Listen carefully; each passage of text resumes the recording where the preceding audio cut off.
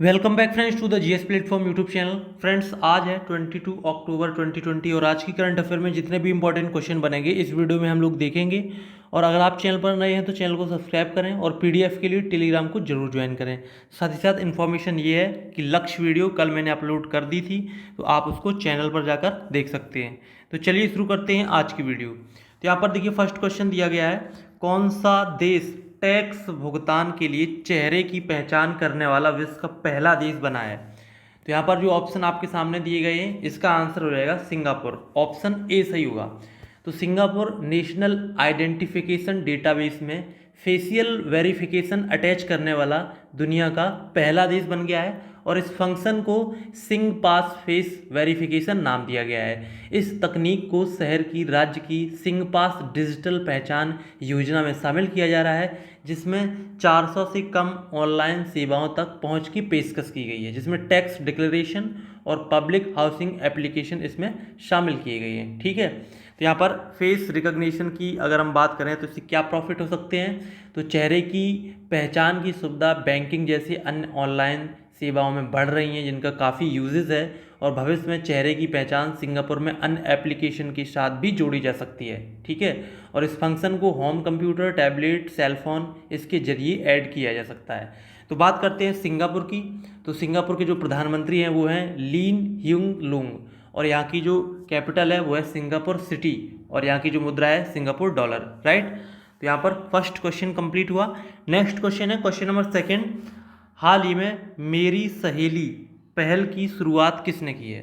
तो आपके सामने चार ऑप्शन दिए गए हैं, इसका आंसर हो जाएगा आरपीएफ ने। ठीक है, तो ऑप्शन यहाँ पर डी सही होगा। तो विशाखापट्टनम के रेलवे सुरक्षा बल यानी कि रेलवे प्रोटेक्शन फोर्स ने महिला यात्रियों को सुरक्षा प्रदान करने के लिए एपी एक्सप्रेस, ठीक है, एपी एक्सप्रेस, तो एपी एक्सप्रेस यानी कि विशाखापट्टनम टू नई दिल्ली जो रेल सेवा है उसमें मेरी सहेली नाम की एक पहल की शुरुआत की है।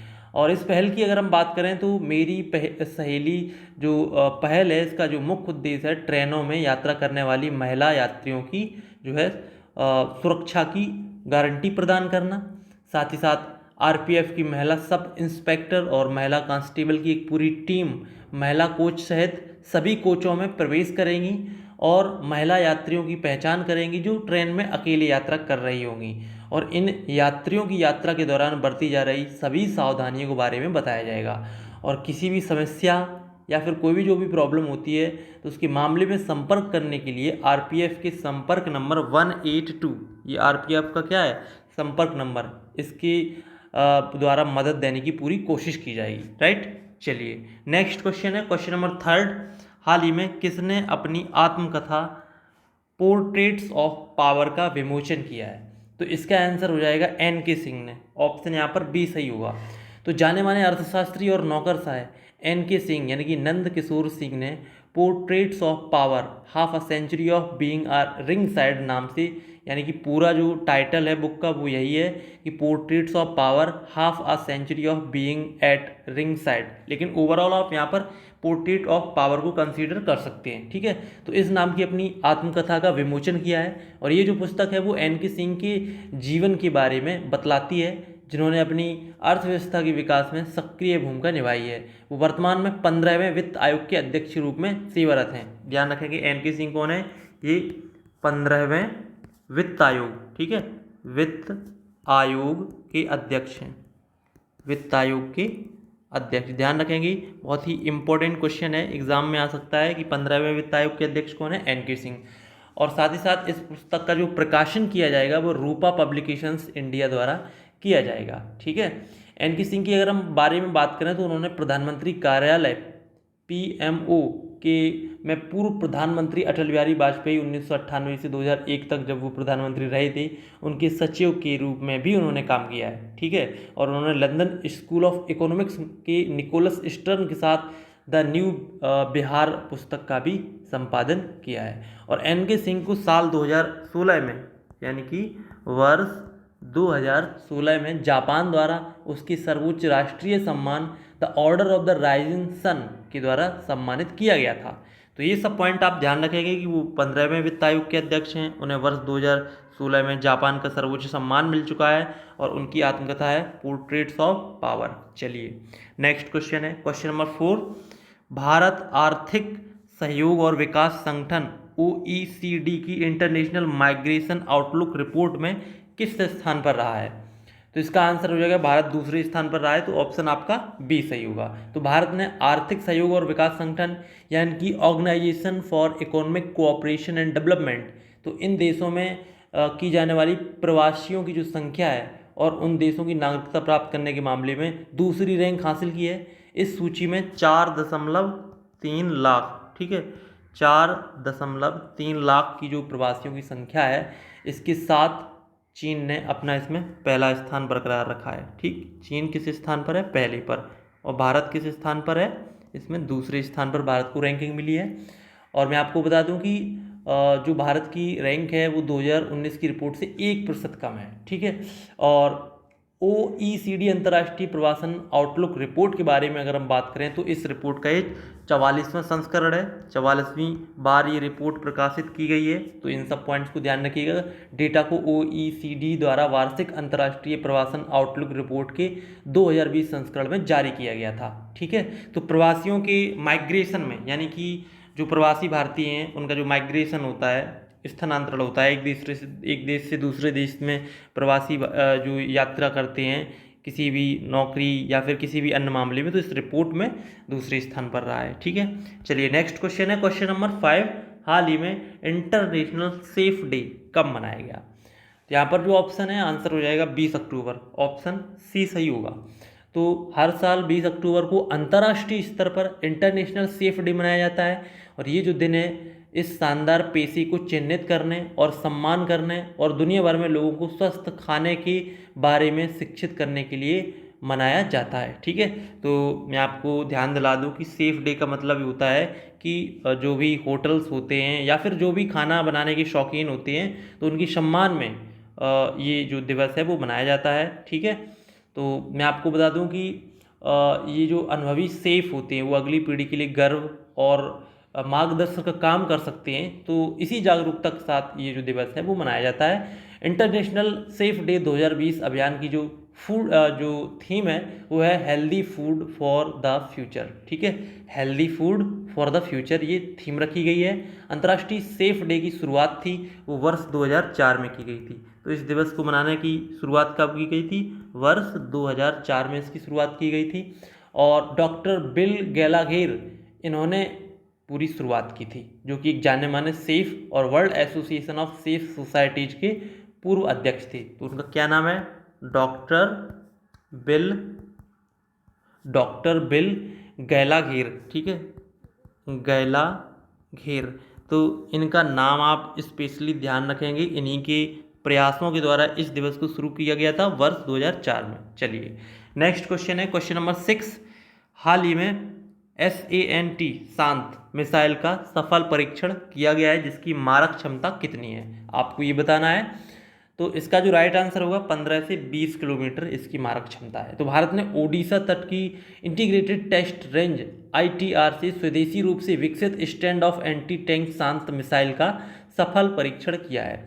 इस मिसाइल का परीक्षण ग्राउंड आधारित प्लेटफॉर्म के एक रूफटॉप लॉन्चर से किया गया था। ये anti tank missile helicopter launched नांग का एक उन्नत संस्करण है और ये भारत द्वारा 1.5 महीने के अंदर किया गया 11वां मिसाइल परीक्षण है। यानी 1.5 महीने में भारत ने 11 मिसाइलों का परीक्षण कर लिया है। ठीक है, तो इस मिसाइल की बात करें तो ये वायु से सतह पर मार करने वाली मिसाइल है। तो ध्यान रखिएगा, वायु टू सतह ये इस मिसाइल का प्रकार है और साथ ही साथ जिसे भारतीय वायुसेना के लिए रक्षा अनुसंधान और विकास संगठन DRDO द्वारा इसको डेवलप किया गया है। ठीक है, चलिए नेक्स्ट क्वेश्चन देखते हैं, क्वेश्चन नंबर 7, भारत, US और जापान। देखिए मालाबार 2020 जो संयुक्त सैन्याभ्यास होता है उसमें कौन से देश शामिल होते हैं? इसमें शामिल होते हैं भारत, US और जापान। ठीक है, तो इसमें आपको ये बताना है कि कौन सा नया देश शामिल होगा इस बार के मालाबार 2020 अभ्यास में। तो इम्पोर्टेंट क्वेश्चन है, देखिए 3 स्टार क्वेश्चंस की योग्यता रखता है लेकिन फिर भी मैंने यहाँ पर 2 स्टार दिए हैं।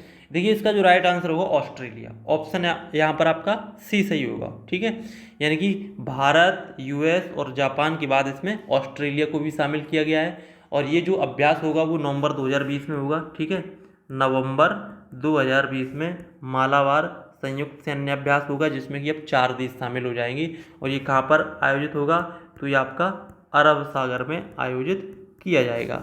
ठीक है, तो इन सब पॉइंट्स को ध्यान रखेंगे। और ये त्रिपक्षीय नौसेना अभ्यास होता था, इस बार इसमें एक चौथा देश भी शामिल किया गया है। वर्ष 2020 का जो अभ्यास है इसको नॉन कॉन्टैक्ट एट सी, यानी कि समुद्र में संपर्क रहित की तर्ज पर आयोजित किया जाएगा, जिसका उद्देश्य समुद्री सुरक्षा क्षेत्र में सहयोग और सुरक्षा को बढ़ाना है। ठीक है, तो बात करें नौसेना अभ्यास मालाबार श्रृंखला की, तो इसकी जो शुरुआत की गई थी वो शुरुआत हुई थी वर्ष 1992 में। ठीक है, तो इसकी शुरुआत कब हुई थी, 1992 में मालाबार जो नौसेना अभ्यास था वो शुरू किया गया था।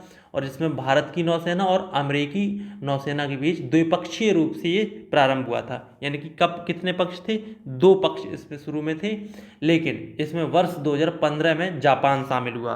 ठीक है, तो आप ध्यान रखिएगा मालाबार जो नौसेना अभ्यास होता है इसमें 2015 में किसे शामिल किया गया था, जापान देश को। इससे पहले केवल 2 ही देश हुआ करते थे, भारत और ऑस्ट्रेलिया, अमेरिका। ठीक है, और इस बार इसमें जो है ऑस्ट्रेलिया को भी शामिल किया गया है। हालांकि मैं आपको बता दूं कि भारत, जापान और ऑस्ट्रेलिया पहले से ही क्वाड गठबंधन का हिस्सा है। क्वाड गठबंधन के बारे में कई बार आपको बता चुका हूं, जो कि एक तरह से हिंद महासागर में चीन के खिलाफ एक उभरता हुआ संगठन है। ठीक है, तो बात करते हैं नौसेना प्रमुख की, तो वर्तमान में है एडमिरल करमवीर सिंह, और नौसेना की स्थापना हुई थी 26 जनवरी 1950 को। राइट, चलिए नेक्स्ट क्वेश्चन देखते हैं। क्वेश्चन नंबर 8, हाल ही में भारत की एलावेनिल वलारिवन ने इंटरनेशनल एयर राइफल चैंपियनशिप में कौन सा मेडल जीता है, इसका आंसर हो जाएगा गोल्ड मेडल जीता है। ऑप्शन आपका ए सही होगा, यानी कि स्वर्ण पदक जीता है।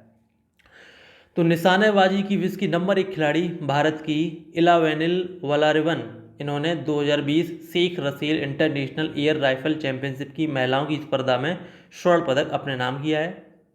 ये जो कार्यक्रम था वो Bangladesh shooting sports federation BSSF द्वारा आयोजित किया गया था। जापान की नाया ओकाडा ने पुरुषों की स्पर्धा में स्वर्ण पदक जीता है। ठीक है, तो ये पॉइंट भी ध्यान रखिएगा कि पुरुष वर्ग में किसने जीता है, तो वो है जापान की।